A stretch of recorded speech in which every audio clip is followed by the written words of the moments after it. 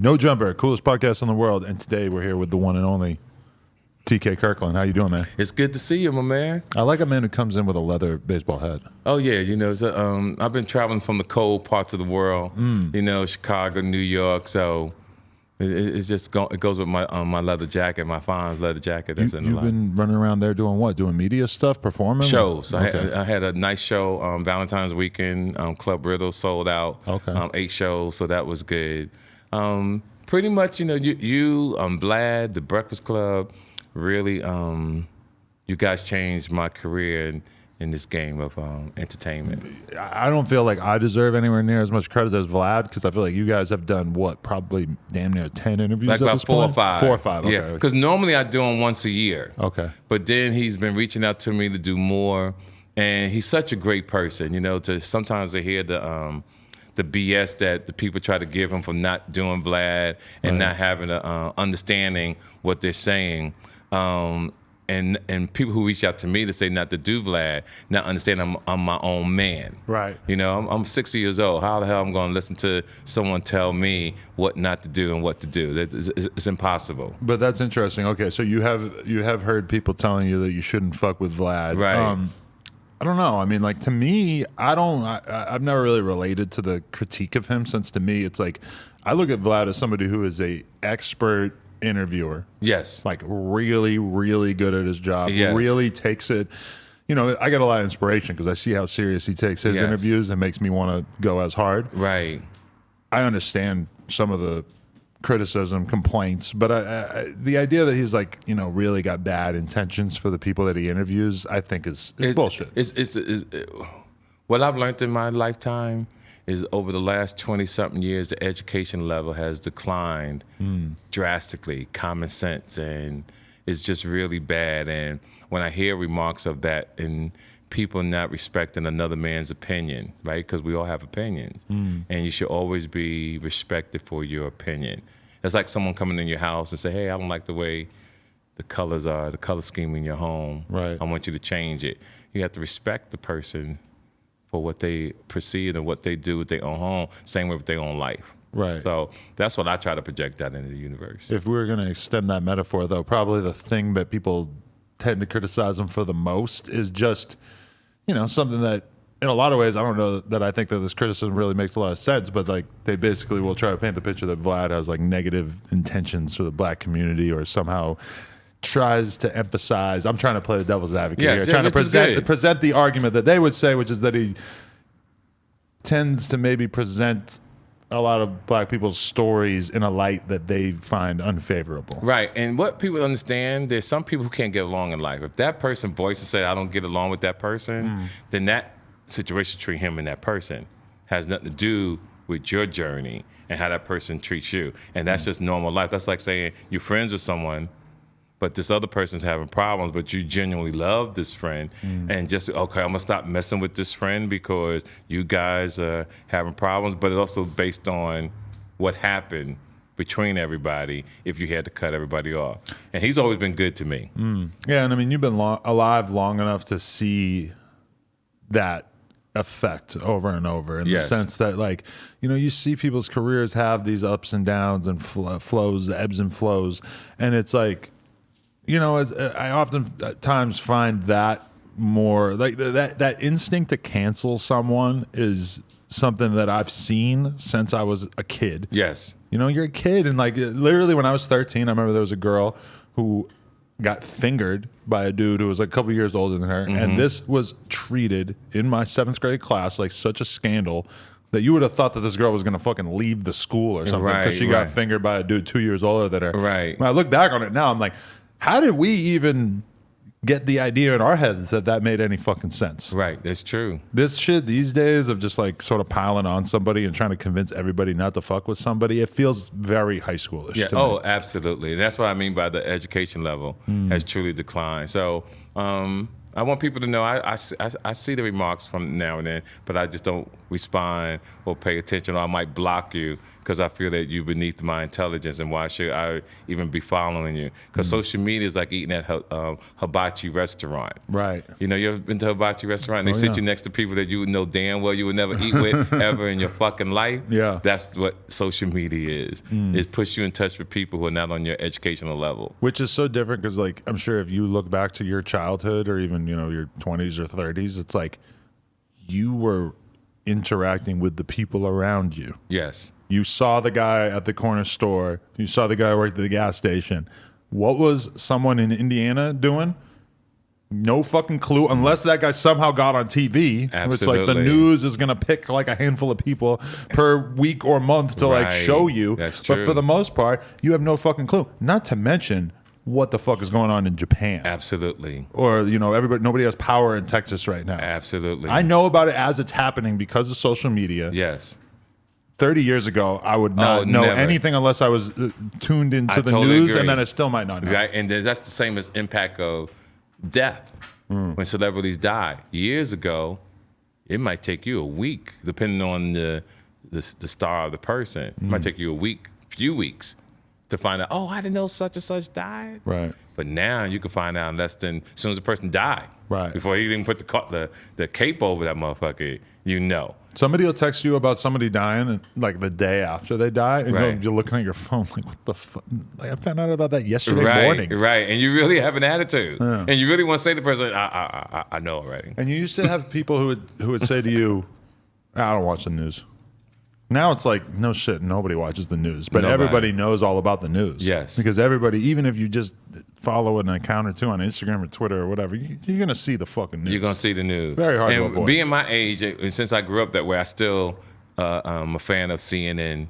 I still got to have it on my TV. I still got to watch NSBC. I got to do the stock on TV, even though I have it on my phone as well. It keeps me company because I'm finding as I've gotten older, television is just, there's nothing that truly can keep my interest. Really? So it's just, I'm paying all this money for cable every month, knowing that I really should be saying it for my twilight years. I might need that in my senior citizen home one day, but we'll see as this moves on. Oh man, yeah. But I don't know, man. There's something about having the TV on where I agree. Sometimes I'll be in an airport, which not in the last year, but I've been in an airport and they'll have CNN or Fox News. Fox News is like the more inflammatory usually. Yes. But it's very much like you can just tell that there's a constant urge to present the news as if there's something urgent happening, as if there's some imminent danger that you need to know about, because that's the thing that is going to actually have people tuning into the news. During the election, it all of a sudden feels like it makes a lot of fucking sense to have the TV on because there's just news, even during like the protests and shit this year. It's like there's news coming in nonstop. Then it makes sense to have the TV on. For most people, it doesn't really make sense to have the TV on when there's not crazy shit happening all the time. So they try to make you feel like there is crazy shit happening every few fucking seconds to keep you engaged. And when they talk about Mr. Ex-President, what the bad information that he was giving out about all the platforms, believe it or not, Fox and CNN is just as bad, because if you're giving the news about bad situations, you also are promoting bad information. And I think when bad information is being distributed, no matter who is distributing it, you're still getting out the information that this is getting ready to happen. And because nothing's a secret. So when you hear it's like, oh, the FBI found out that such and such group is getting ready to do such and such at the Capitol and all that. Well, if you know who they are, why didn't you go stop it before it can get to X, Y, and Z? Why go look for them after they're doing it? Or why go look after them when you know that they've already planned it? Because I was talking to my son and we were talking about how the people who went to the Capitol and all those people died, no one still has been held for the murder of the people who died. And it's just an unfair situation. Like, no one is being charged for murder. Pretty much most of these people are gonna walk away with probation in a sense. And like my son was saying, that if Donald Trump and the Republicans was really smart, because they're dumb. They're extremely dumb. If they was really smart, they could have really took over and had some dictatorship. So they've been doing this and been stupid. Imagine if they were smart and put things together. We would be in a bad situation because Hitler is just as bad, but Hitler was smarter than Trump.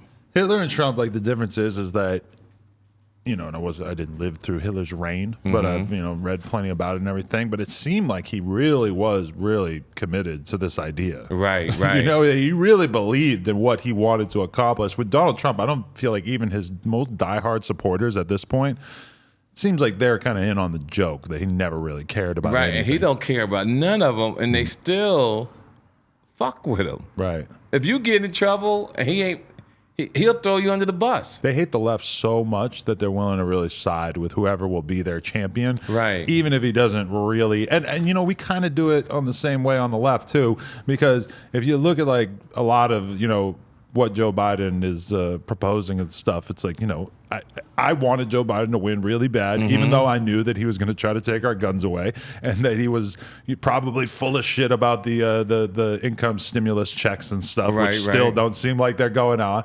And somehow, you know, I did what a lot of Republicans have done with Trump, which is I just kind of ignore the stuff that I don't like, and I lend my support, and I went and voted for him, and I kind of turn a blind eye to all the shit I don't like, and I try to focus in on the stuff that I think is better than Trump. The thing about Biden, he was being profiled for his past. Right. And what I share to people about your past is that we all have history. Some bigger, some small, right?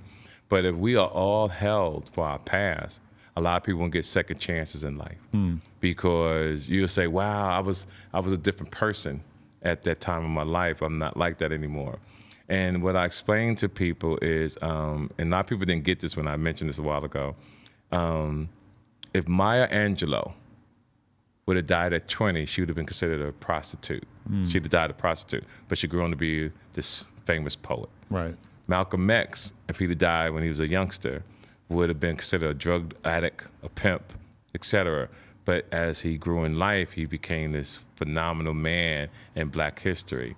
So we have to give people opportunities in life instead of profiling them, knowing that that just helps build their character. And as they grow, as they get older, and all the people listening, if you grow to be older, if you grow to live a long, healthy life, and you look back, you'll be surprised how your thoughts are different compared to when you was 20, 30, 40, 50 years old. The difference is that if you were standing on the street with your buddies and fucking, you know, you use some homophobic language or something, nobody knows. Nobody cares. It's not written down. But if you, in 2010, if you wrote a tweet where you called somebody a homophobic name, you will not be hired by Google. Oh, absolutely. You know, like you're not gonna. It doesn't matter if you're a fucking genius. It doesn't matter if you went to Harvard. It does not matter. I have a friend. I didn't know that they go that deep. Oh yeah, and I mean, you know, I'm using Google as like a specific example, but like I have a friend, Mr. Beast, who is like the biggest YouTuber more or less at this point, and he does amazing things. He gives away so much money to charity and stuff like that. Right. And at one point, there was an article written about him that basically pointed out that, you know, whatever, 10 years ago or however long ago, he like responded to one of his friends on Twitter and called him a fag. Right. I don't think he's a homophobe. He's just, you know, that's how some people talk at some point. I'm sure now he That's understands. how it was when we was growing up. Oh, that's the word we used. Growing up, that was the most faggot. Yeah, He's a faggot. Most normal word. That's how ever, we said it too. He's a faggot.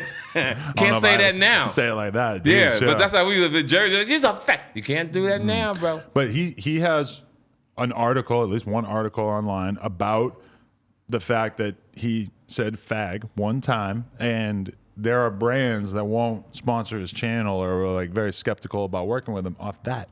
Wow.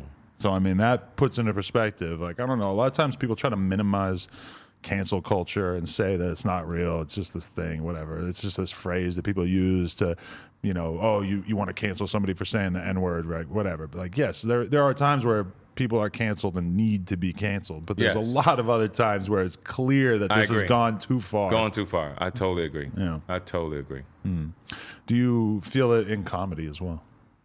You think that the young comedians that you talk to are scared to be offensive? I think we need to encourage the young comedians to be offensive. I haven't really watched them, but I think in today's world, you don't want to push the envelope too much because people are very powerful, Right. and you want to eat. So business to me, you have to outthink your competitor. So as long as you're clever and you can still push the envelope, or it's not what you say, it's how you say it. You could probably still get the same message across, but not be so Blunt with it. Would TK Kirkland ever do a trans bit in the year 2021? Oh, absolutely. I do it already. Okay. But it's a clever bit. I talk about how the LGBTQ, all these years, we didn't see it coming. They was meeting at the Starbucks early in the morning about 4:30. And we saw them in there. We didn't know what they was doing. You know what I'm saying? And then That's think funny. about it. They got so creative. We walking by, we not seeing what's going on. And they formed a union. And they call themselves the LGBTQ. And we had no idea. And we had no idea. And now they're more powerful than NAACP. They more powerful than the government. We thought they were just sucking each other's dicks. Right. They or just having cappuccino. Yeah. But they are organized. They're powerful, and you have to respect it.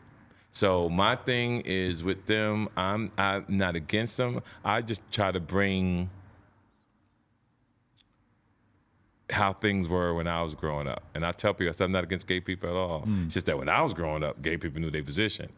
They came out at 12:05, and they went back in at 4:30, 4:45. And even if they stayed out past their curfew, as they was walking past you, they would apologize that they stayed out so late. It's like Adult Swim. Exactly. You know, you're 10 and you want to be in the pool, but you understand there's a percent. Right. So now they it's going now. So I take my hat off to them because they're not reckless. They have organizations. They're doing things extremely powerful, and I salute them. So you could do. I feel you.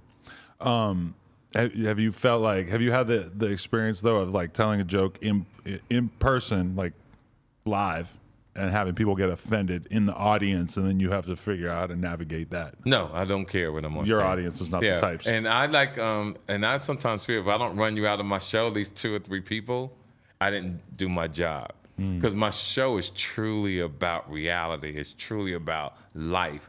And I say the things that I say because I'm like, either I'm going to intimidate you or I'm going to inspire you. It's one of the two. You know, now this person might think I'm hurting somebody's feelings, but the person I'm talking to can be, I might have just inspired that person who had a tooth missing to get his tooth fixed. But this person, oh my God, I can't believe he said it. But this person said, you know what? He's right. I'm going to get my damn tooth fixed because I should be walking around here with a big ass gap on the side of my mouth that somebody can see straight to my lungs. Growing up, or nowadays, people talk about bullying like it's the worst thing on earth. I feel like in a lot of ways, bullying is pretty much like bullying of one form or another is kind of the thing that teaches you like how to actually survive. You know? I don't know about survive because today kids are soft. Yeah. My age, bullying was, if you got bullied, a lot of people can catch a lot of pain because once you got home and got to your brothers or cousins, and the whole family come back the next day. Right. And when they come back, it could be a war. And that's just the way it was. Today, it's so dramatic that people will read something and want to kill themselves or go into depression. And I just think it's sad that someone could read something and want to end their life. Right. And bullying sometimes helps build character. No one died. You got your feelings hurt, or you had a family member that will protect you. But in today's world, to know that it's gotten to this is kind of sad. But that's what the blessings are about the pandemic, I think now, because only the strong will really survive, meaning if you know how to do online and do school, you don't have to be around people you don't like. You don't have to be around people who will talk about you because you didn't have the proper clothes. No one could belittle you, anything like that. So it's a good and bad thing about the pandemic. The only thing the pandemic did also too, with Zoom, it realized a lot of people found out their children can't read. And then they found out that their parents can't read. So it's been hell in the house, people trying to get their education. I do. I feel really terrible for all the kids basically who are just like having their whole development slowed down by the pandemic. You know, like that. It's going to affect them for the rest of their life. There's so much lost there. Yeah, like just so much. that hour or that year of socialization. Let's hope it's just maybe a year, because a lot of kids are getting back to school now and stuff. I mean, that when you're in your developing years, I mean that could really potentially. I wouldn't be surprised if like 10 years from now or however many years from now, we're reading articles about how this specific event of kids not being in school really like slowed down the overall education of a whole and generation. how to interact with people, etc. Imagine there's some people that would never meet. You know, in high school, you got your boyfriend and girlfriend you met at the prom, or you asked somebody to take. All that has changed. Yeah, the worst thing to me about the pandemic was that it speeded up a bunch of the worst things that were already happening to society. Yes. Not being able to go to the grocery store and everybody just using, you know, some service to bring you your groceries or whatever. And like that's fine, but it took so many, you know, because the grocery stores are already like not in a great position or whatever. All retail outlets are not in a great position, but for people to be forced to have to order everything online is just like speeding up. Or you know, the fact that for the last year, I will not go and be in like, you know, a club or a bar or Oh, no. you know, I want to socialize. And that in a lot of ways was like already kind of happening in our society, is that people have less and less of a reason to go be around groups of people, but it all of a sudden made it like completely taboo. Like you really don't want to be around groups of people. So it just sped up like what already fucking sucks about our society right now. And last year, 10 years worth of bullshit happened in 1 year. 10 years happened. Like so much stuff happened. If that would have happened, all this stuff would have happened over the next 10 years. But all this happened in 1 year, and it's overwhelming. And yeah, I mean, it must really have sucked to die in 2020, just knowing that you weren't really going to be able to even get any like long form type of attention. You know, a lot of times people die and like they're talking about it for like weeks. That's so true. It's like if you died in 2020, people probably were already moved on by like a day. And that later. was my fear. Because you can't compete. You're going to compete with Kobe? Right. No. Yeah, that was my fear. I didn't want to go out in 2020. I didn't want to be that number on CNN. Yeah. I did not want to be on that number. But in your position, it gets worse and worse. It's the same thing for me. It gets worse and worse every year, because every year more and more people that you know die, and it becomes more and more normal. It becomes normal. Because you know more people. Yep, that's and so true. You know more older people. Yep, that's so true. And this is an abundance. So, right. And then I got kind of accustomed to death because I lost my parents and everybody before I was 40. Wow. So my dad drowned. My mom died of cancer. My oldest brother got murdered by the police. My youngest brother died of an aneurysm. So all this happened before I was 40 years old. Wow. So nobody in my family ever lived to be in their 60s. Damn. Yeah, that's serious. How's that feel to be like the first one from your family to make it to this age even? You do not seem 60, just for the record, either. Yeah. It's hard to believe. I know it's a blessing. Right. And that's all you can say. You know that it's a blessing. I've been doing great things out here because I know my purpose on earth. You know, I'm in tune to that, and it's truly to help people. So as long as I do what I'm supposed to do when I'm here, I did my job. And that's why I always share with people, when the day that your life ends, what did you contribute to the earth? What was your job? Was you here? Did you give pain? Did you get love? Did you help people? You know, and I can honestly say that I probably gave all three.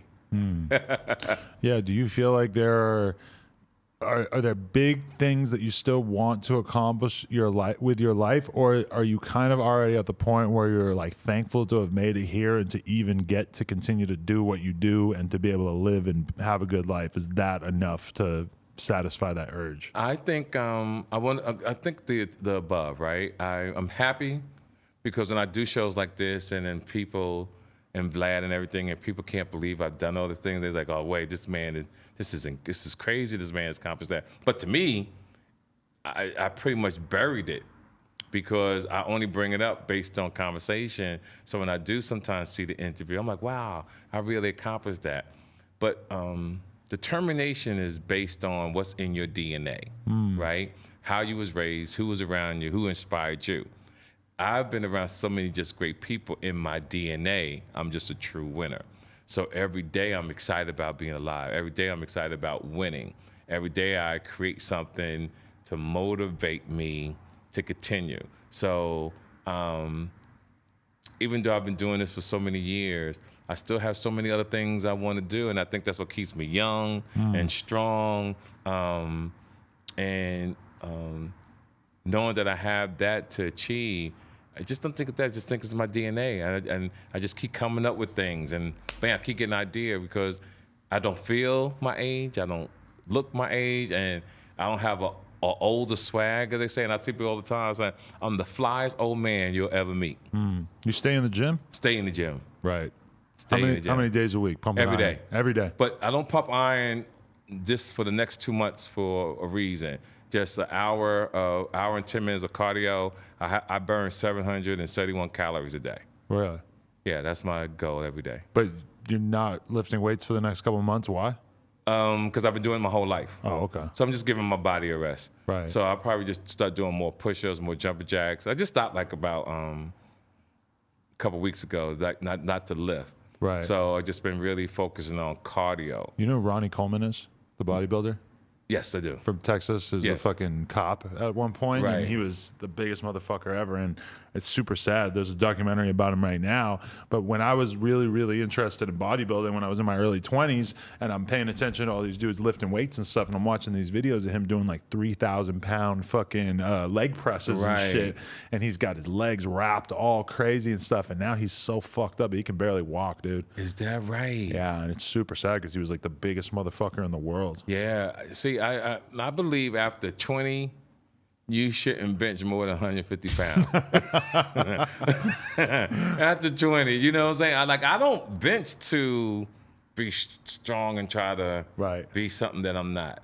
I work out because I think people who are creative and people who want to come up with ideas, Oh, yeah. you need an outlet to think. And that starts way back when I was a track star athlete, and that's being my whole life. So when I'm on the Stairmaster for an hour, I have so much to think about. I don't have music in my head. You don't do music I don't or do music. anything? I old school. Yeah. And I just have, and I'm not depressed thinking. My thinking is positive thinking. So when I'm on there, I'm making moves. I'm thinking about what I got to do when I get done. I think about when I got to call my son. I got to book an airline ticket. I got to do this for my daughter, for my son, and it's a strategy. So by the time I'm done, and believe it or not, it's an hour before I go to the gym. Then it's the Stairmaster. Then I ride my bike for 5 miles. After that, then I go to the house. But as we get older, people need to stay active because hypertension, heart disease is very serious. Yeah, I feel like when I look at, old people who just die, in their 40s or 50s or whatever, or just a huge percentage of people you see in general. You're like, well, this guy doesn't pay any attention to what he eats, and he doesn't exercise with any sort of regularity. I mean, what the fuck was supposed to happen Exactly. to you, And I explain that to people as well when they at the clubs drinking these big jugs of alcohol, thinking that it's something, and you're gonna die in your sleep. Yeah. You're gonna keep drinking. It's like putting poison in your car. Right. That's what it's doing to your body. Eventually, if you keep putting poison in your car, eventually something's gonna happen to your vehicle. Right. The same thing with your body. Like you can have a little something, but not abuse your body. Yeah, so many people live their lives as if they don't care about the end result, as if they're just not concerned. Isn't that something? I know guys who have, baby mamas or girlfriends or wives that they live with, and they cheat on her, and they cheat on her in such an egregious fashion, and then they know that the end result of this is that the girl's going to find out, they're going to kick them out of the house. They just, so many people sort of personally or intentionally self-sabotage their lives. Yes, they do. And really every type of drug abuse is that as well. Yes. And it's amazing that people don't think about the end result Right. until it happens. That's like, I'm going to do this, but not think of the consequences. Right. And all you got to do is watch, in the community, all you got to do is watch the first 48. Yeah. These kids do something, and then they get caught. They are shocked that, of what the consequences are. Right. And that's sad to me. And I just want kids to understand that when they lock you up, it's not a game. You know, they talk about jail reform and people shouldn't get so much time. And I agree with that, but my goal is I wanted to stay like that. And the reason why, because I don't want people to go to jail. So if you fear all this time, you would say to yourself, man, I ain't going in that motherfucker, yo. Right. I'm gonna do the right thing. Because if people were really rational, then there would be like nobody selling drugs on the corner. Absolutely. You're taking an extreme risk You're taking for extreme very little reward. Yes. And if you've even like paid attention to the TV growing up, you know that there's this thing called prison and that it's really, really bad. Right. And that's what I want kids to understand. I don't want nobody to go to jail, but be afraid to go to jail. Right. Stop killing each other, right? Stop hurting one another. Be fearful, because back in 1976, 77, there was a program that just started that's still around to this day called Scare Straight. Right. And I was one of the first people in New Jersey to go to this program. As a kid. As a kid. Right. I don't know why they picked me. I wasn't even getting in trouble at the time. But they picked me and group of other people, and we went on this bus ride to not Rikers Island, Rawway State Prison in New Jersey. Okay. Walked in there, and some of the most biggest men was dressed like women. Whoa. They had the bandanas wrapped around their head, and booty shorts, nuts, dick all tight up.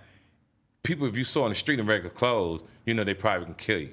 Jesus Christ. These guys was like women, and I saw that, and it just put a lot of not fear, because I still made mistakes down in my life as we went on, but when you appreciate life, that's not where you want to go. Right. I can't see men wanting to be around other men. I like pussy too much. I like women too much. I like nice things. I don't want to be around a bunch of men arguing about who gonna get the phone to call somebody that you love that you could have been with because of bad choices. Right. Not me. I'm not going out like that. No, yeah. There's a show on Netflix that I've been mentioning on the podcast repeatedly, but it's called like Inside the World's Most Dangerous Prisons. And let me tell you something seen about it? that. Yeah, Oh my God. I'm gonna have you laugh about this real quick. When I was catching cases, Right. I never watched Shawshank Redemption because it scared me. Right. So I'm not watching that shit, and I got to go to jail, and I got to deal with this bullshit. Make you think about Right. what you're doing too much. Right. You know? So when I watch The Scariest Prisons, I don't want to watch it. Right. For some reason, I skip right over that motherfucker because I'm like, I'm not trying to go. Right. I don't want to know the history. I don't care. But I see it on that dashboard. The thing about it though is that if I were, say I had to go do a bid, I'm gonna have to go do 1 year, I would love watching that show beforehand, because going to prison in America sounds horrible. Going to prison in America sounds amazing compared to being in some of these prisons where you got, like, literally there's so many people that there's no floor space. So you got all these grown men basically sleeping in like a cuddle position with each other, not because they want to, but because there's no fucking space on the floor. Isn't that something? Some of these prisons, the guards have completely given up, and it's like the gangs really run the whole prison. Wow. Like they can't do shit. People smoking crack in the middle of the prison, out in the main yard. People are basically eating trash. Like, it's so bad that they're eating like what I could only really describe as like garbage. And that's what these kids should see, to know it's not a game. You know what was the most humiliating part for me getting locked up? I was in the LA County jail, and I think I spent like a week there before I bailed out, was when you go through processing, and they give you somebody else's underwear that you know hundreds of people have put on. It's clean, but exactly. Yeah. Can you imagine they watching you and they telling you to get dressed, they put this powder on you, and you put on another person's underwear. Humiliating. Yeah. I mean, even if the only thing that prison was that you had to eat really shitty food, even that would be reason enough to do everything in your power to stay away from it. Like when I think about what I get to eat in a given day, and it's not anything crazy. But, you know, you get to have some fucking eggs and bacon, right, and right, little avocado on the side. Get to have a nice chicken. Sound good, doesn't nice chicken salad for lunch. Right. Give me a steak for dinner. Yes. That's something to be thankful for. Absolutely. And just even if prison was like you got to keep doing everything else, but you had to eat these like shitty white bread sandwiches with a little piece of peanut butter in the middle or what? Because that's when I got locked up overnight in New York City for 24 hours in bookings. That's what we had to eat the whole time. Even if it was just that, you know, like you kill somebody, you got to eat white bread for 20 years. That's insane. That's enough reason. Yeah. It's not. So I stay away from people, man. I love life too much. I love life too much. But don't you hate how that's kind of the lesson to be learned from life?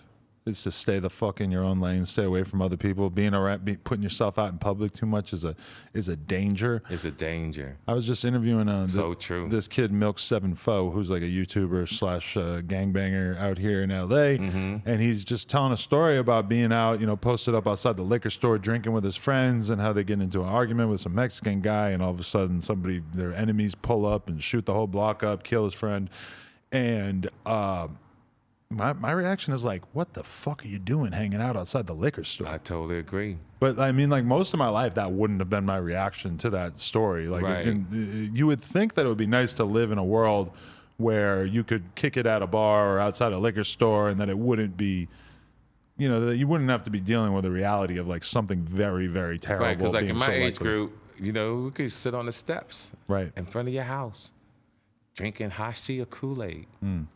Eating ice cream with sprinkles. Beautiful thing. Beautiful thing to 3, 4 o'clock in the morning. Enjoy the neighborhood. Enjoy the neighborhood. You watching people walk out. You seeing the husband cheating on the wife because she's at work, or vice versa. You're not saying anything. You see all this sitting on your steps. Right. Those days are gone. And even when I think about going to other countries and stuff, and you're in Barcelona, I mean, the culture is that like they have these like little outdoor parks everywhere, and there's little outdoor restaurants, outdoor seating areas, and that people there, they love.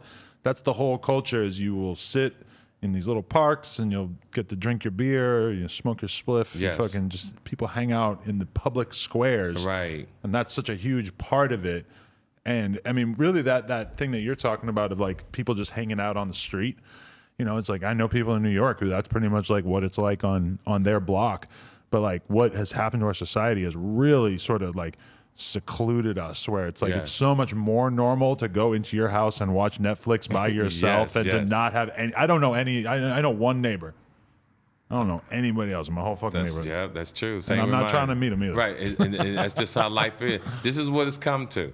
And because unfortunately, it's like even when you let people in your home, you never know who's eye hustling. You never know what is going to be the consequences of you showing off your home. And people do that and then wonder why they get robbed. People do that because they let people know where they live. And people with Instagram always are letting people know when they're home, when they're not home. I always post shit when I'm back. I'll go do something and I'll show it the week that I'm back from doing it, instead of showing it while I'm actually there doing it. That's just my style, because I come up in an era that you couldn't tell where you was going because your parents will shut that shit down. If you say you're going to Disneyland and you told the whole neighborhood, next thing you know, your parents like, we ain't going no motherfucker where. Right. Now you look like a liar to your friends. I thought y'all was leaving town. Right. Like, Mom, cancel that shit. You ever had a problem of having your house robbed or something? No. Like when you were off doing something? No, people don't even know where the fuck I live. Right.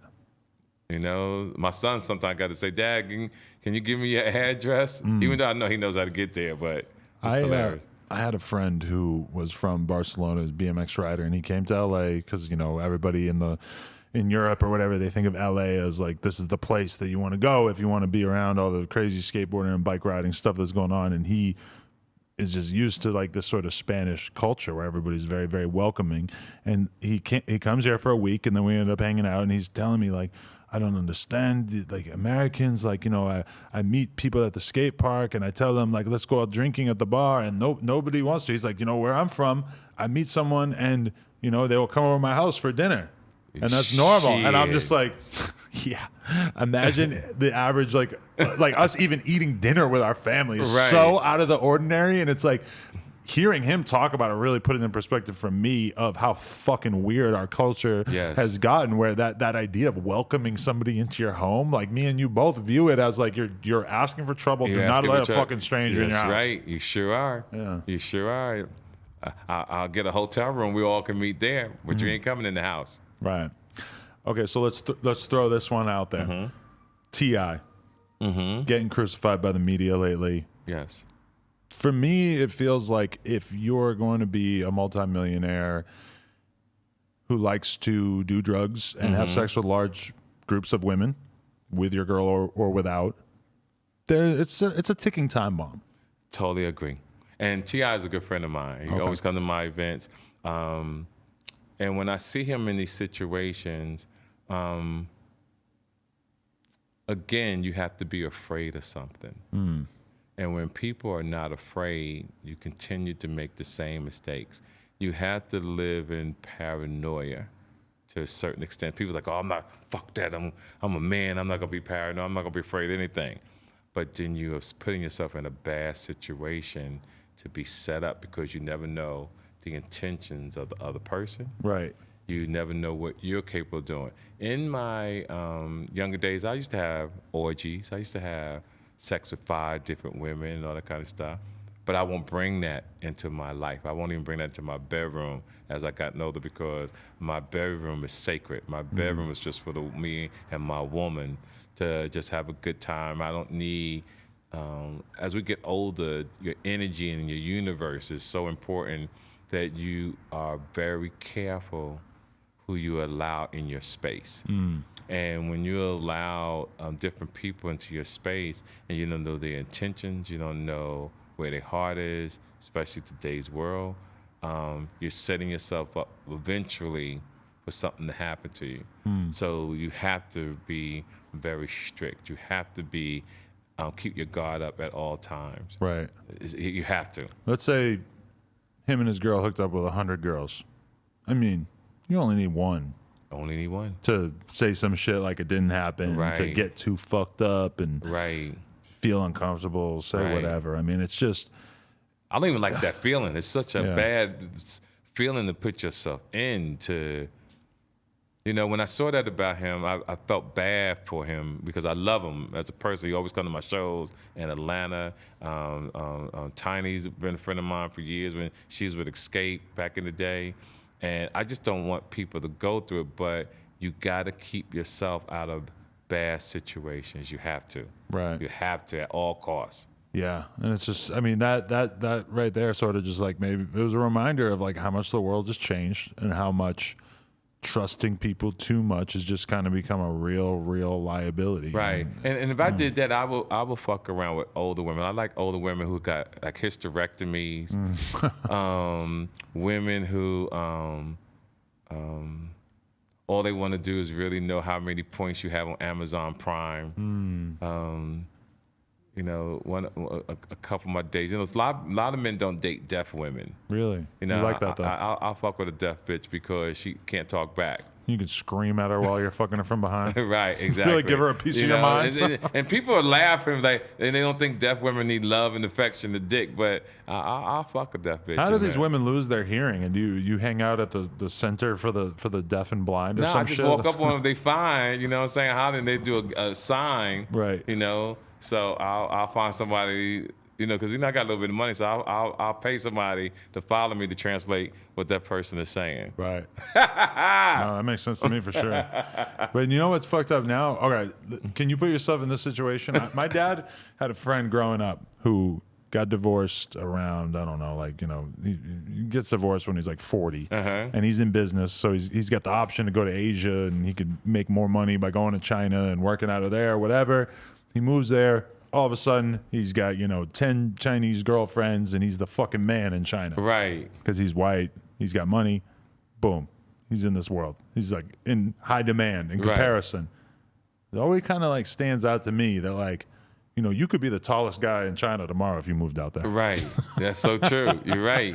Like even or like I've seen the way that Chinese people, when you're in Asia and shit, like I've been out there on BMX trips with black guys. Right. I mean, they look at black guys like they're from a fucking another planet. Right. Like, That's so true. They're in awe of it. Right.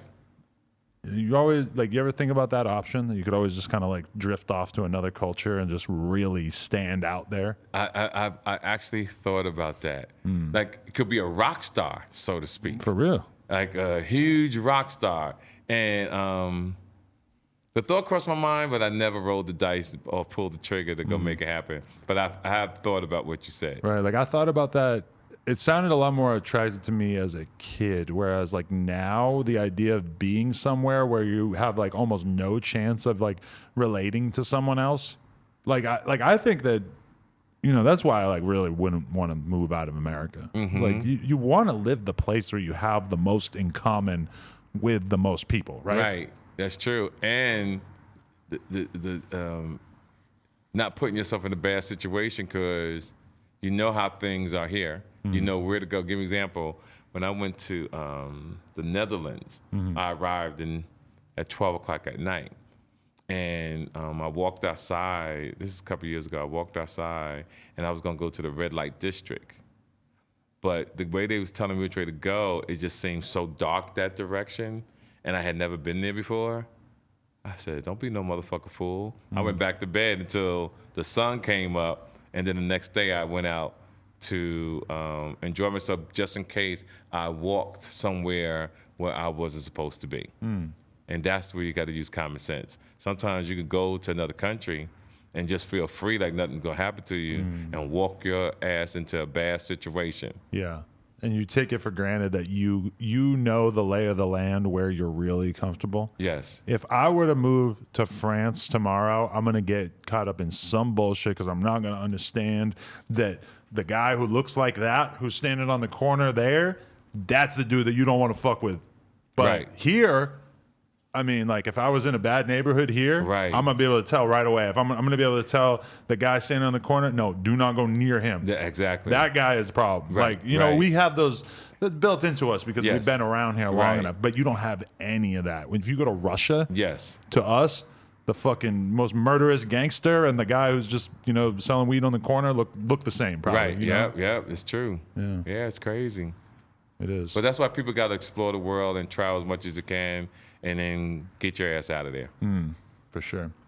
Okay, I'm going to continue throwing hot topics at you. When you first heard about this Meg Thee Stallion and Tory Lanez thing, what was your thought process, and has that changed since then? What are your thoughts on this? Well, when I saw her toes, I said that was the benefit of it. That you got a good look at your toes. I said that's why he shot that bitch. Her toes is fucked up. No, I'm teasing. I'm teasing. I had to put Megan Stallion. I'm a comedian. But you're a foot guy. Yeah. Are you? Yeah, I'm a foot guy. I heard there's a website called Wiki Feet where you can go see pictures of everybody. It's like a compilation of everybody's feet. No, it got to be a woman I'm fucking with. Okay. Like I'm not gonna go on pictures and go ooh and jack off to another bitch's feet. But if it's of a woman I'm dating and she got nice feet, I just not that I get turned on by it. I just know you got nice ass feet, and that means a lot to me. With Tory in that situation, believe it or not, during that crisis, I became a fan because I didn't know who he was, and I played his music, and I was like, wow, this motherfucker is talented, and that's what I got out of it. With those two. It looked like it's going to be brushed under the water because it's starting to die down. But he has to go to court for it. Okay. There's an open criminal case that he's going to have to. That's when, because I agree that it's kind of crazy how everybody, it seems like, has kind of lost interest. Right. In large part. But that's how I was talking about this the other day on stage, right? Yeah. How kids today don't know how to fight a case. See, the goal to fight a case is, this is why I try to get people to be respectful to the police and not put yourself in a bad situation, because the goal is to get home. And you don't disrespect the cops. Regardless how tough you are, the goal is to outthink the cop by being respectful. Yes sir, no sir. If you're gonna go to jail, you take the L. And then if you have a few dollars, you get out, you bail out, fight the system. You get you a good turning, you find out who is a good attorney in that area for that court, and your money has to be right. So if your money's right, you fight the case a year, 2 years. What happens in a year, 2 years? Guess what? Because the prosecutor turnover is insane in court. So it's a different prosecutor. So the new prosecutor don't give a fuck about this particular case. I just want to get off my desk. So when you're looking at a mandatory sentence, now someone is saying, hey, I'm just going to give this guy probation. Or that prosecutor might know your attorney and they have a relationship. And that prosecutor owes your attorney a favor. And your attorney speaks to him and say, hey, this is a nice kid. I need you to do this for me, blah, blah, blah. And they work a deal out. Anything can happen in 2 years. And the worst case scenario, you catch another motherfucking case in 2 years if your ass is stupid. Definitely. But I think that the issue with Tory was that he was already convicted on social media immediately. Oh, yeah. So for him, I mean, he puts out an album that basically, allows him to address the situation in part, not entirely. Yes. Well, a lot of people were maybe kind of not into the fact that he used music to tell his side of the story. Right. But he's not able to be super literal about whatever he has to say. He is kind of like leading everybody in the direction of believing that something different than the narrative that Meg put out there is the official narrative. And yeah, I mean, but it's tough for him because it's tough for him to sit back and just not have a career for 2 years while this case gets underway. Right. I mean, that's kind of like suicidal. And like, if he doesn't put himself out there, then people are going to assume even more so that he's well, guilty. anytime today, whether you're telling the truth or lying, once it goes on social media, it's public opinion. And we are so brainwashed now in this society that if a person thinks that it's a lie, there's nothing you can do. Right.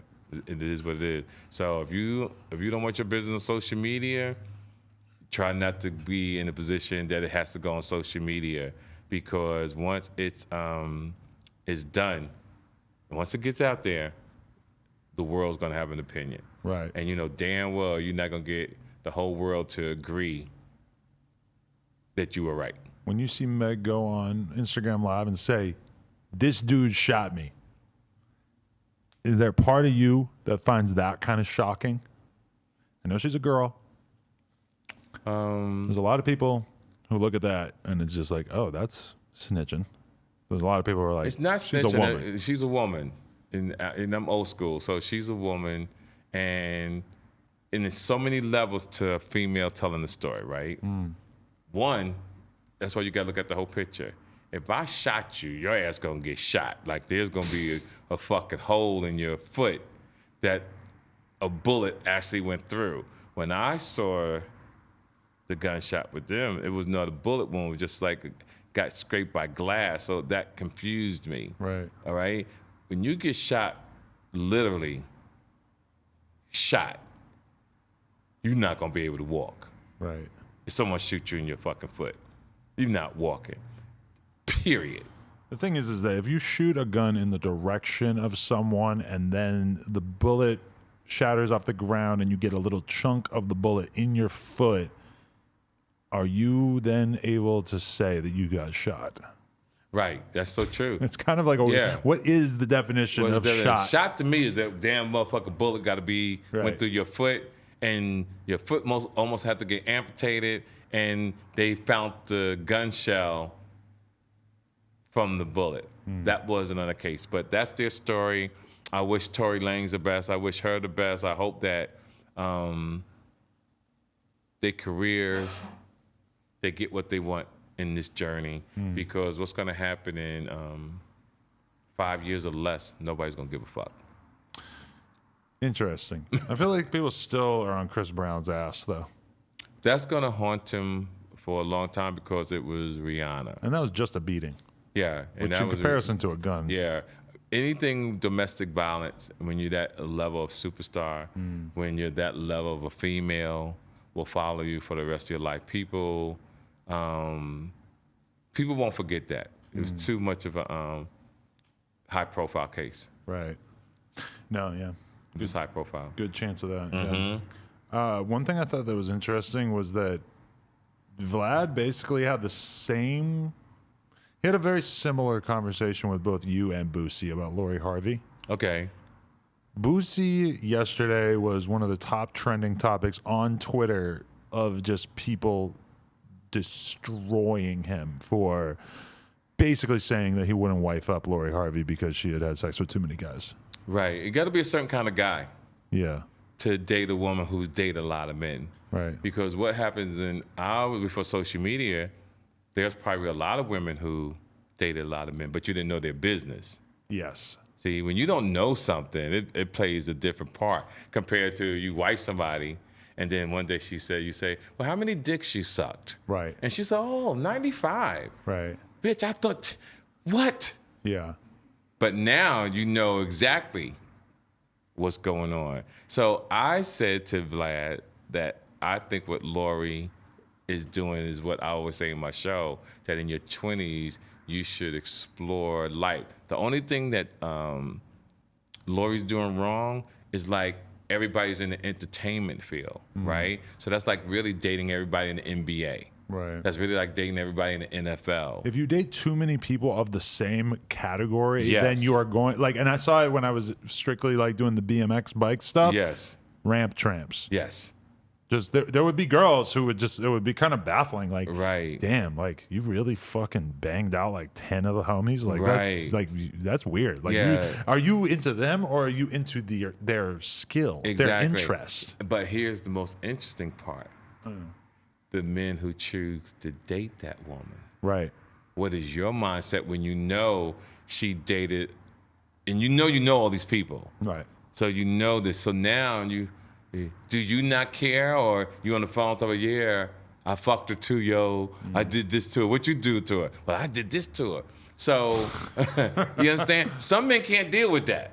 You Right. got to be a cold-hearted motherfucker to let that get over on you and not get emotional. But You Michael gotta- B. Jordan isn't he kind of the king of the castle because he locked her down?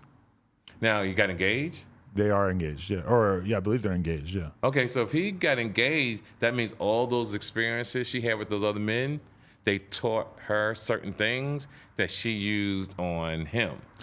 And But Michael yeah. B. Jordan, like, why would he look at Future or look at her and be angry about Future when it's like, if she is so great and she is so desirable and he really believes that she is the ultimate girl that he wants to be with, and that she has gotten dicked down by Future and decided that that's not what she wanted to keep doing. I don't know. I mean, like, I understand on like a really deep seated, like biological level, like, yes, you're supposed to be jealous of other people fucking your girl. Right. But I mean, if your girl has had that experience and decided that she would rather be with you than this guy, I mean, let's be real.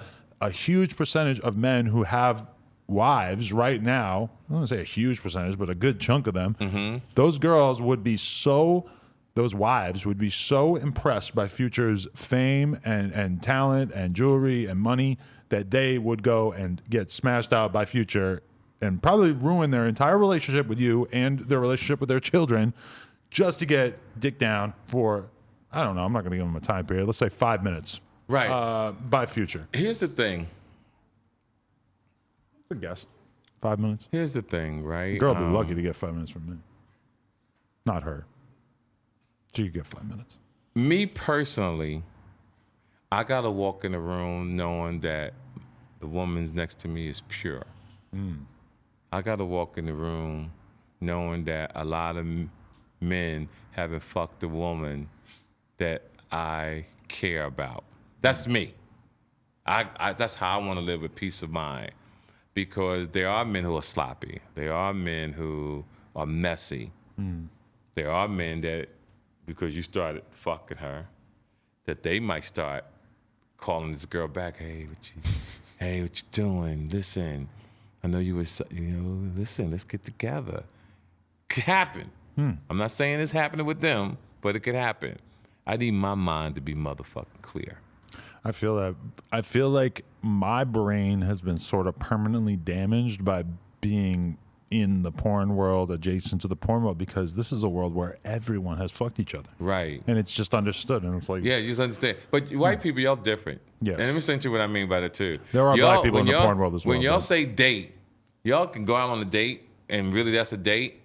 and see that young lady with another motherfucker tomorrow, and hi, how are you? Right. When black people date, and you got another, you was just fucking with me last night. Who the fuck is this? Right. Because people feel, bitch, I own you, or vice versa. Or the girl's like, you ate my pussy last night, and you with this bitch? It goes like that in the black community. So to me, it's a double standard type thing. And I've always thought that was funny, that y'all date and y'all really know it's dating. Not in the black community. White people get mad at each other for overlapping sex partners. They do? though, They for do? Sure. Yeah. Okay, it's good to know. When you're closer and closer to the porn world, it's a Yes. little different. But as soon Right. as their feelings involved, Now, here's a question for the porn world. Sure. So have you ever fucked a girl and she fucked you so good that you'll fuck later? Does that happen? yeah. How about this? How about you fuck a porn girl and she does such a great job that you're like jerking off to her fucking videos on Pornhub 5-6 years later, Wow. and you can't tell a soul. And you know what's crazy? I never jacked off to porn. Really, I used to be like that though, where I would barely ever jerk My off to mind porn. is so creative that when I travel the world, I see women with nice asses or cute. Like later, if I want to fuck them, it could be months later. Oh man, I'm gonna fuck her. That's tonight. old school jerking off That's shit. old school. I was there too. Yeah, man. I yeah. still am like that. Yeah, I'm large old part, school. yeah. Okay, we call that old school. Jerking off from memory is so Right. foreign. Yes. Because if you grew up, every time you ever beat off in your whole life, actually, I guess it'd be like this. Yes. You're like this. Actually, this would be the other hand if you're doing off the right hand. If you've jerked off that way every time for your whole life, then Yes. the idea of jerking off to your memory probably does seem kind of foreign. That's fucking hilarious. Yeah. Do you have like any like sexual experiences that you just go back to? Like just random girl you fucked 30 years ago and somehow it's still just in your brain. Oh, absolutely. Isn't that weird? Yeah, it's so true. And you want that, but you can't ask the girl you're dating that she have that. Because I dare you, bitch, if you think about somebody from 20 years No. even though you know they do it. If you got a healthy mind and someone fucked you good weeks, months ago before you met me, hey, enjoy yourself. Yeah. Yeah. When you get older, life just is so easy. When you've been through so much, the goal in life is to have peace of mind. And that's what when I come on your show and shows, the message I try to give to people is that the greatest thing that I can give you as a gift is that I hope you reach the pedestal of peace of mind. That's real. It's the ultimate gift that I can give to you. That's true. Speaking of peace of mind, you ever heard of Kevin Samuels? The name sounds familiar. So he is I think he's 50, black gentleman from, where does he live now? Texas? Oklahoma? Fuck, I can't remember. Anyway, he does these videos on YouTube that have become extremely popular where he basically has women call in live and they describe their relationship. Oh, the gentleman with the glasses. Yes. Nice looking dude. Okay, yeah. So we interviewed him recently, and it's got like 600,000 views already. It's like big hit. People Right. going crazy for it. I don't like. Very rare do we get this positive of a reaction from something that's not with a rapper. With Okay. rappers, we're used to getting that positive reaction. With him, I wasn't sure if our audience was going to overlap enough with the people watching his shit. Right. But the gist of what he kind of does is that the stereotypical situation that will happen is that a woman will call in and start describing her place in life of oftentimes they're like 33, Right. they weigh 380 pounds, and they've been married twice, and they got a kid, and they're trying to date an NBA player, or they're trying to date a guy who's making $250,000 a year. Right. And Kevin Samuels, his whole brand has kind of been built off of giving them the reality check of basically you need to change your standards Right.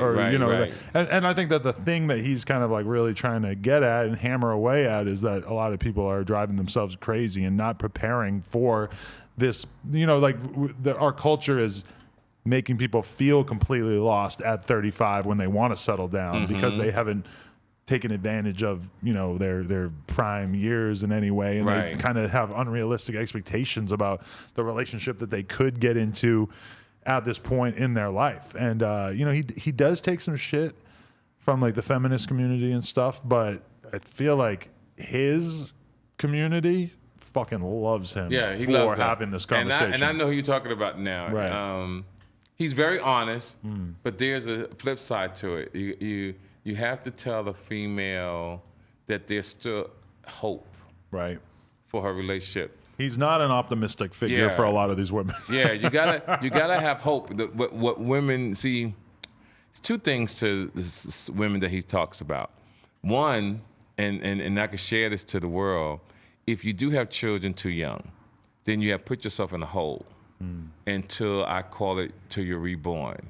Reborn is now you got to become this mother, this dedicated mom for the next 18 years. Right. In that same process, you have to take care of your body. You got to take care of you so that when you send your kids off and I call it reborn, you still look good. You worked hard, you save some money, because what happens to a lot of women, they get pregnant, they let themselves go. They're not attractive by the time their kid gets out. So now if you're looking for a man, you're looking for dick, nobody's interested in you. Because beauty is in the eye of the beholder, right? Right. A man wants an attractive person that they can deal with. Plus, in particular, these high quality types of men that these girls want. Yeah, because what comes out of their mouth is not realistic when they come out of what comes out of their mouth. They say things that they've heard their mother or girlfriend say for years. I want this man this type of height. I want this man with this type of money. But the world is set up now. It ain't like tradition no more. All that shit is gone. It's what you got now, sister. What are you bringing to the table? And it's going to get more and more like that as we get older and leave this earth. Men are going to want women who are equally yoked, because if you don't go in looking at it equally yoked, you get a rude awakening if you get married, no prenup, and you go in front of a judge and he brings the reality to your ass. And now you realize it's a business. And people are like, oh, if you love me, I would have to sign a prenup. If you love me, we don't have to do all this paperwork. Yeah, okay. Until we get in front of that fucking judge. And that judge is gonna say, you fucking fool, I'm taking almost everything you worked hard for because you allow your emotions to get ahead of common sense. And it happens over and over and over throughout your life, huh? So many stories. You can go to the court tomorrow and see hundreds and hundreds of thousands of these things happen, and people still will go out the following week and get married and not handle it the way they're supposed to handle it. Yeah, it's pretty wild. Huh? Are you one of those guys? You married now, right? I'm not married, but we have a 3-month-old now. Okay, I like that. Yeah. So that you have a bond. We have a bond. It's going strong. If anything, for me, having this kid and being so obsessed with her, it's kind of hard for me to imagine, like Vlad, when he had me on the other day, was saying, like, congratulations, like if your relationship seems like it's good right now, but that first 3 to 6 months is like, that's when everybody's relationship falls apart after they have the kid. Right. Now, why? Why did it fall apart? I think it's because, if you're a guy who wants to, live this sort of like fun, crazy, go out all the time life, it's just super hard to balance that with, a woman. Like as soon as she has the kid and the kid is glued to her titty fucking all damn day. And, I could have never really wrapped my head around how much work it is for the woman. Yes. For the parents in general, yes. But there's so much of it that you just have no hope of really being able to help with as a guy. Absolutely. Yeah. Absolutely. And that's where you got to use strategy. You got to help the woman out. You got to help her. You got to participate. Right. You can't allow her to take care of the baby, cook. You still want to fuck her because everybody's tired. Right. Everybody's tired. But if you help out and you take a little pressure off her, you have opportunities to still enjoy your sex life. If you know how to plan and strategize, okay, baby, we're going to go out on this particular day. We're going to do this. You want to do that. And you organize instead of just winging it. Right. You can really make that relationship last. Yeah. But you got to have activities. You got to know how to do things. You got to know how to have self-control because you can't fuck all the time. Because she's tired. Right, because the thing about it is that the girl, no matter what, is going to have to put in the hours.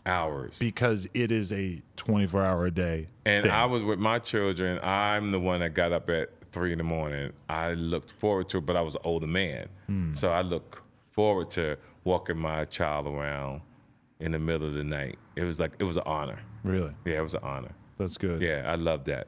See, I think that's part of the problem with me having such a responsible, mature girl is that she's like she wakes up, she's got to change the kid's diaper, she's got to feed the kid. She never wakes me up, and I just sleep through it. See, that's awesome. But as you get older, and my suggestion, you say, "Baby, I could do this for you." Right. I think she will appreciate that a lot. The thing is that they're gonna have to put in the hours no matter what. So I think that with being the guy, it's like the more important thing is that during the hours that you are there or that you are around the baby or whatever, that you really give them like the best version of yourself during that time. Because it's like for someone like me or you, it's like there's just gonna be big chunks of the day where you're gone. You're at work. You're doing your thing. And they don't get that fucking luxury. That's so true. You know, it's like that's the thing that they don't get. They don't get to go disappear to work for 8 hours. Right. Yeah. Being a parent is one of the most hardest jobs you could put yourself into.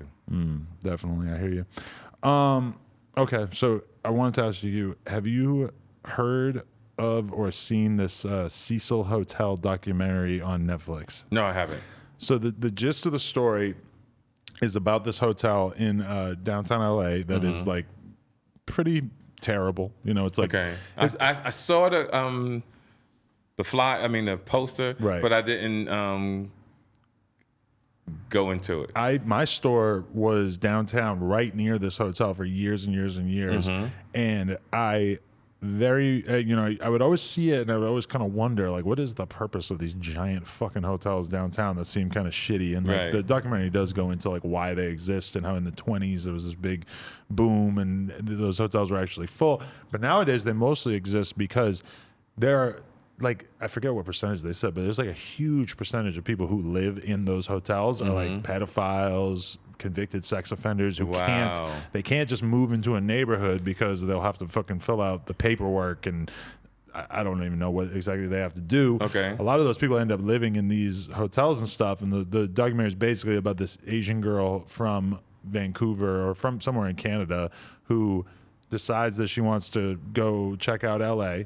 She sees an ad for a hotel in downtown LA. She thinks it's probably a good hotel because, you know, normally the downtown area of any given city is a pretty good area.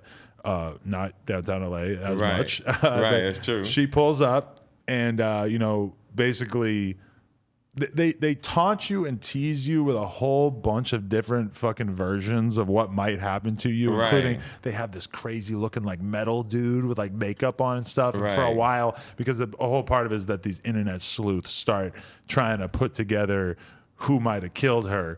And then it comes out that actually she was basically like mentally ill and she went into one of the water tanks on the fucking roof of the hotel and drowned in the water tank. And then for over a week or like however many weeks, the people who lived in the hotel were drinking dead Asian girl water. Wow. Which I don't think that they drew enough attention in this documentary to just how gross that is. Wow. You're drinking I dead definitely body. got to watch that now. Yeah, and I don't know why exactly. So it wasn't murder? No, nobody murdered her. She was just crazy. Which that was all a lot of people thought is like, oh, so, and even like there's videos of her kind of like tweaking out like in the elevator and stuff. And I feel like a lot of people, myself included, came to the same conclusion of she did crystal meth with someone in downtown and now she is tweaking the fuck out. And if she's dead, it's probably because one of these guys killed her or something. Yeah, I'll definitely watch it and see and get my perspective on that. Yeah. That's crazy. It's wild. That's crazy. Yeah. And one thing I thought was nuts about it is the fact that the family is in the documentary, so you get to see this extremely somber, sad-ass Asian family, and like you can really feel the pain when you see the parents. Like you can just see how upset they are. Yes. They put this documentary out. It's #1 on Netflix, and they're allegedly the family really did not want this to happen. Fuck you. They put it out anyway. Okay. That's kind of a crazy thing to think about happening. Your kid dying, and then they make content out of it and put it on Netflix. Yeah, it's interesting. It's interesting, Jay. It's a crazy world we live in. It's a crazy world. But like I said, with social media, we get so much in documentaries now. Some things that we would never even think of watching or even listening to is at your fingertips now. That's a fact. I wanted to ask you about this situation too. Did you see the video of Meek Mill and 6ix9ine outside the club? I saw that. What was your initial reaction to this? I just don't get it. Like, your kids laughing too, like fucking. Damn, my dad talking about 6ix9ine. This is I funny. know. This is. You're not ready for this clout chasing generation. Yeah, like I don't get it.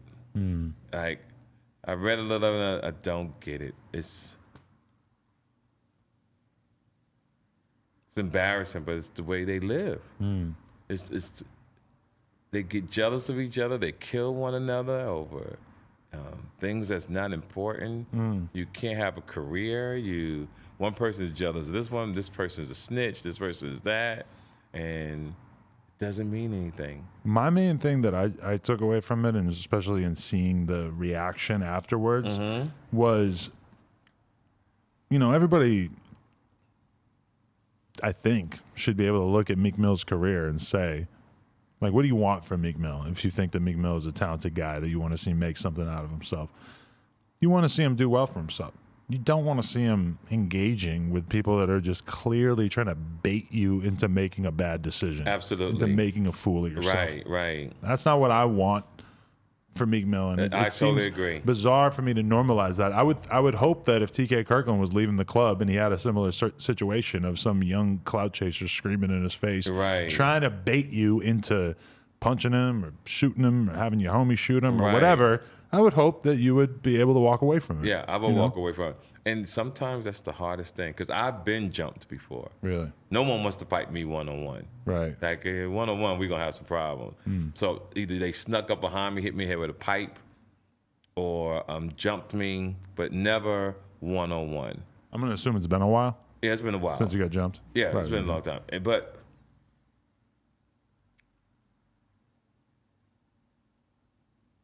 I avoid people in situations that you may feel like a punk, because I wanted to retaliate on a whole nother level. Right. But when you have so much to lose, so much to be thankful for, you have to walk away. Now, you carry it in your soul for the rest of your life, like that pain that you should have did something. And I remember a situation where something happened to me, and in my head, I had a conversation with myself. Right. And I was in jail. And me was talking to myself, and it was a female who lied, and I wanted to hurt her about something. And when I was in my head, and I walked in, and myself said to me, yo, what you in for? I said, this bitch lied to me. And he turned his head, and he looked back, he said, you gave up your freedom because a bitch lied to you?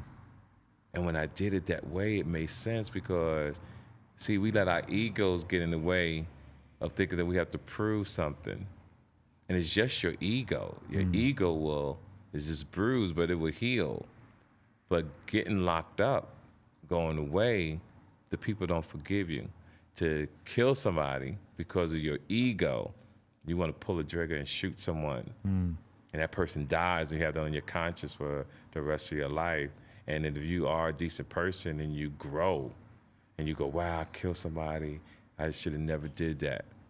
It's sad. So you have to avoid people, obstacles, and bad situations at all costs. And that's what I do to life. So if someone wanted to yell at me, I'll stay low for a minute, or I'll go out the other way, but I'm not gonna let you reel me in so that I have to change. Like, even in an argument with people, or somebody gets me upset and I get angry, but I'm controlling my emotion, I won't deal with that person ever again, because I see that something bad can happen to my life, and people depend on me.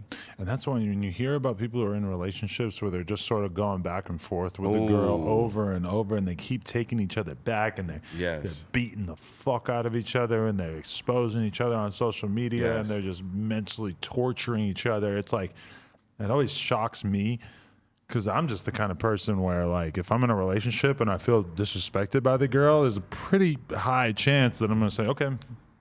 And that's what people should do. I'm not talking anymore.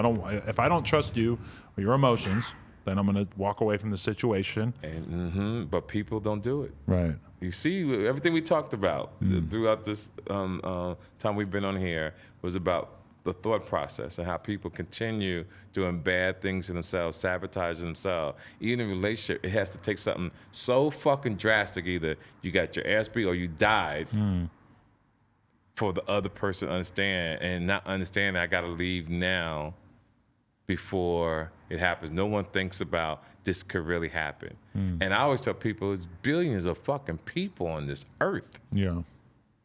Meet them all. You just really don't have to dig your heels into the ground and just spend your whole life with one person that you don't get along with or whatever. Yeah, and it's kind of baffling because a lot of times these people we're describing in these situations are the kind of people who have a ton of opportunities. They could go and meet a girl any fucking given night of the week, right?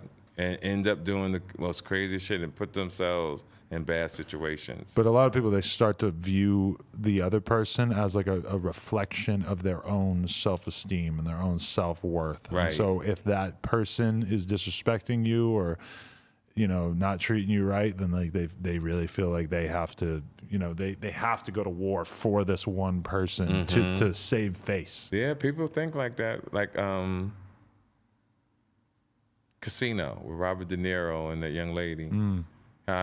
She was taking his money, giving it to the other guy because he had a baby with her. He loved her and kept putting himself back in a bad situation until he let her go and drugs killed her. But sometimes, you know, people don't get that opportunity. Sometimes you die. Right. Sometimes you put yourself in a bad situation and it ends for you. So people have to learn to fly, and I call it first love yourself.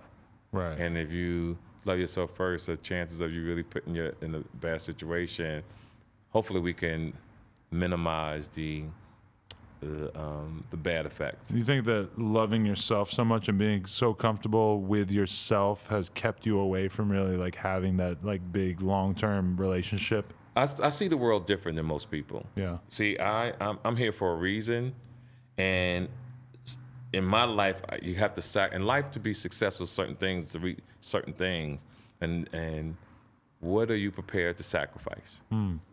See, because there's some things in life you have to sacrifice. I had to sacrifice love. I had to sacrifice being with a woman for the rest of my life, and that's what I had to give up to stay looking the way I look, to have the mindset that I have, to travel the world the way I want to live. I had to give that up because I think about that all the time. I met some amazing women. I would think, yeah. Amazing. But if I'd have stayed with them at that time of my life, I wouldn't be where I am today. Right. So I had to give up a lot of things to get where I'm at. But the thing that's the most important to me is the peace of mind. Yeah, I mean, like your mind will always go back to those girls throughout your life that really wanted to be with you, and they really were special. Yeah, they were special. And that you just, you know, Yeah. I just wasn't ready for it. I love you, but I love me more. Right. And that's the thing. Really, it's more like I have to drown myself in vagina of strangers for the next decade or two before I'm going to be comfortable getting into a relationship. And believe it or not, I really have liked fucking different women. Like, it's like the greatest thing to me in the world. I think a lot of men would say that. Yeah. Yeah, like, you know, some people give up. Not me. Really? Oh my God, shit. You're still out here taste testing. And let me tell you something, man. If I can go out, if I die and you hear me that TK died nutting in a female, so that motherfucker lived this life. God bless that dude. That's how you want to go. That's how I want to go. I want to die. Dick in hand. With a woman's legs back, screaming my ass off because I bust so hard and I just died. Right. That would be the fucking ultimate gift to the world. I'm surprised you only have 6 kids. Or is it 6? I'm surprised too. Because I was slinging dick back in my day. Yeah. Yeah, I had a good time. If you found out that you had some sort of terminal illness and that you got like 3 years left, is there a part of you that's going to want to just scatter nuts all over the world and just get as many possible infants going? I while think you're I'll here? have different emotions. I think I'll be sad maybe one day, and then one day I'll probably be a hoe, then be sad again, and then be a hoe. You ever think about that though? If you knew that you were going to die in 30 days, what do you do until then? And how does that make you feel about what you are actually going to do for the next 30 days as a regular person? I think that I would want to be my kids. I talk to my kids almost every day anyway. Right. So I would still talk to them more, but I would be fucking that much more. See, life to me is. But not at the same time. Yeah, life to me is waking up, enjoying the view I have in my home, working out, swimming, riding my electric bike, and fucking. Wow. That's the ultimate fucking goal in life. And knowing that I made enough money to last me for 2 lifetimes. But sex, a good woman, good taste in pussy, beautiful skin, a woman that can have great conversation. Well said. It's trying to get me in the mood. I mean, listen to me. It's nothing better. And you don't have your bills are paid. You're in shape. You don't have no high blood pressure, no diabetes, no erectile dysfunction. You got Perrier water in your refrigerator. You got cookies. I still am very much in the state where my girl had the kid 3 months ago. We have had sex since then. Not a ton. Right. It seems like it's going to be interesting getting back into the groove of having a normal or regular sex life. That's where you got to become creative. And what I mean by creative is I call it dick management. Really? See, a lot of men don't have dick management. A lot of women don't have how to manage their pussy. People fuck until they worn out. And once you nut, I don't give a fuck who you are. If you fuck too much, you don't like the person you still laying next to. But if you manage the dick, saying, okay, maybe Monday I'll just eat pussy. Tuesday I'll give her some dick. And you have a different strategy every day to be so creative that it makes it fun. But if you keep just fucking, don't give a fuck who you are. You're tired. Yeah, well, getting the fucking in and going in the first place is kind of a big part of the challenge, because it's like my problem is that, I'll get home from work at 7 or 8 p.m. And she's, wearing sweatpants. She's had the kid hanging off her tit all day. Yeah, no, a lot of times women don't feel like. So why don't you suck the other titty? I don't know if I want to do it at the same time. Yeah, but shit, that sound like fun to me. But you can't relate to this, that a lot of women maybe aren't like necessarily in their super sexy state of mind. But that's where you come in again. You make her feel that she's sexy. Baby, you look amazing in your sweatpants. I like the way your nivels look through the t-shirt. Right. Like I'm looking at you. You got the gel and the product in your hair. You got your skin is moisturized. You got Gorilla Glue in your hair. Yeah, you got to have that Sean Connery about you. Right. You know what I'm saying? See, the thing about your generation, y'all ain't have no smooth motherfuckers. No, we don't seduce. Yeah, no. so that's the word. You hit the right word. And that's what people don't understand. When I was growing up, there was a word called you seduce a woman. Right. And that was about your presentation.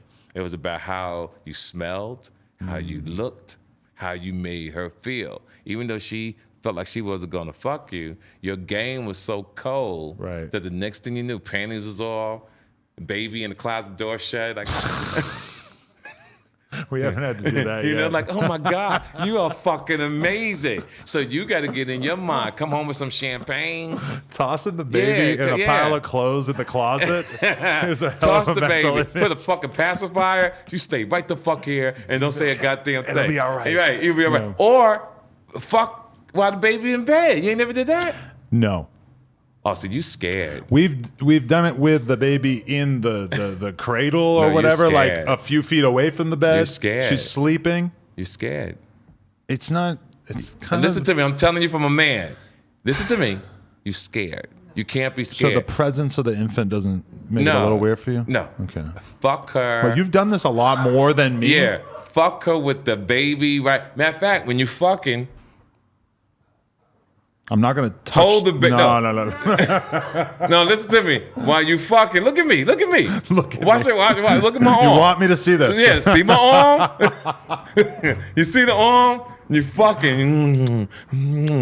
Look at the baby. No, The baby looking, chewing on the passer, and you make eye contact. I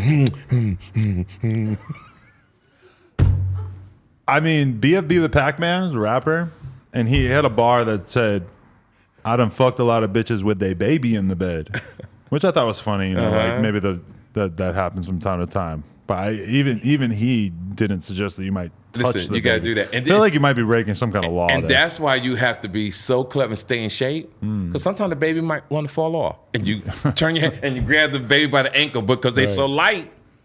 They can hang a little bit and you bring them back up. I am not going to dangle my kid by the ankle. You got to be creative, man. You know, that's one fucked up part is that the legs are so much stronger than the arms. She has no upper body strength at all. But meanwhile, the legs can like she cracked me in the jaw the other day pretty good. That's right. Yeah, you got to grab the baby. But the arm, have that baby, get some. I guarantee your wife will love it or your girl will love it. Yeah, I don't know. Maybe you were onto something with putting her in the closet. Yeah, but no, forget the closet. Put the baby on side of the bed and hold the baby. I'm just starting to get used to my cat watching me fuck. Now, that's interesting, too. Right. Yeah, because when women have cats and dogs, you know, I'm like, is this dog going to be in the room? He's always here. No, but the dog... And that's embarrassing. You fuck somebody and they dog or cat. Right. And then you walk around the cat be looking at you. Yeah, like, what'd sizing you do? you up like... Why'd you do that? Yeah, Who are you? What's going on, buddy? Yeah, she feeds me. Yeah, I remember one time I was messing with this girl. She put the dog out the room. And when we woke up the next morning, the dog had destroyed half the fucking living room. Really? Out of jealousy. Wow. Shit was hilarious. That's crazy. Yeah, it was crazy. I had a girl that I used to hang out with that multiple different times her dog pissed on the blanket while I was sleeping over. And I was just over. I really was kind of honest with her. I was like, yo, like, because it was one of these girls where I maybe kicked it with her, let's say like 5 times. Yes. And she just keeps sucking my dick. Right. Like the first time we maybe kiss a little, and then after that, it's like 4 times we hang out and she just gives me head. Right. And you know, obviously, like I'm not planning on marrying this girl. This is a long Right. time ago. But you know, I want to feel what the vagina feels like too. Right. After I got pissed on 2 times by the dog, I was like, all right, we're just gonna cut this one short. Right. Yeah. That's funny, yo. Yeah. That's funny. It'd be like that though. Right. Yeah. It's like that. And believe it or not, if normally when I meet a woman, if she got cats, I know I'm not gonna like her. Really? I don't know what it is. Like, because some of these people really love their dogs and cats. Yeah. I'm a cat guy. Yeah. I don't. And my cat's old. I'm not coming to your house and you got a cat. You can't. If you come to my house and you actually bring the cat, I'm gonna block you. My cat is 17 and kind of losing his mind. Right. So he's like begging for food at like 3 in the morning. Mm-hmm. And it really sucks because it's like I just, no matter how bad he gets, I can't just like, you know, feed him to a mountain lion. Oh, okay. I've been with him too long. I've never been an animal person. Yeah, 14 years with this guy. Wow. Yeah, can't feed him to a mountain lion. It sucks. Okay. Might have to buy him his own house. Yeah, you might have to do that. You know, it's good to have people like you. Give him his own room. Yeah, it might be people like, it's good to have people like you like that, my man, honestly. I respect that. You know? TK Kirkland. Anything that the people out there should look out for? Anything they need to know? You know, we got the Who Raised You hoodies. Make sure you go on my Instagram at TK_Kirkland. They're doing real well. Just hit the bio on my link. Shows, all my shows is lined up on Instagram. Philadelphia coming up. Virginia Beach next week. Raleigh, North Carolina. Portland, Oregon. Detroit, Michigan. I'm working. And to be 200 years old, the women still loving me, people still booking me. Right. It's a blessing for me, man. It's an inspiration for sure. I can't wait to see myself at your age. I'm going to look like fucking Mr. Burns. It's possible. It's possible. I'm 60, so my goal is if I can get 30 more summers. 30 summers. It doesn't seem like a lot, 90. right? That's 90. But I mean, if the way you seem like you're going right now, I mean, I could see Yeah, it. I had a technician in my house yesterday doing some stuff for me in my home. And I'm watching the stocks and all that kind of stuff. I'm not expert in stocks, but Right. I have my own little system. And he said, "Sir, what do you do?" And, I always tell people I'm retired if you don't know who I am. And he happened to be 38 years old. He looked older than me. I said, I'm old enough to be your dad. And he was shocked. He's looking around. He's eye hustling my home like, wow, this guy's really living a great life. And he thought if you don't know what I do, I don't mention it whatsoever. So I told him I was retired. And he just so happened to hear a phone call that came over that a guy needed $150,000 and I negotiated a deal. I loan people big sums of money, but they pay me back. And he heard that. And I just said, I'm still retired, So he did what he had to do. And he was really impressed that he never knew how old I was, and I just feel good to know that I'm 200 and something, but I took care of myself and that I hope that I can get the 30 summers that I want out of this and that it'll put me at 90.